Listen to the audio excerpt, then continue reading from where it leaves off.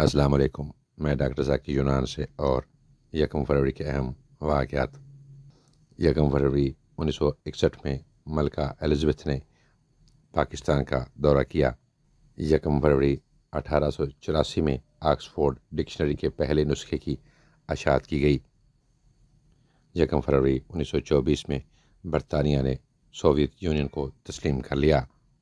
یکم فروری 1979 میں آیت اللہ خمینی 15 سالہ جلاوطنی کے بعد ایران واپس پہنچے۔ یکم فروری 1827 میں بنگال کلب آف کلکتہ کی تشکیل عمل میں لائی گئی۔ یکم فروری 1972 میں پہلا سائنسی جیب کیلکولیٹر متعارف کرایا گیا۔ یکم فروری 1991 میں پاکستان اور افغانستان میں شدید زلزلے کے نتیجے میں 1200 افراد جان بحق ہو گئے۔ یکم فروری 2004 میں سعودی عرب میں حج کے دوران بگدڑ مچنے سے 251 افراد جان سے ہاتھ دھو بیٹھے۔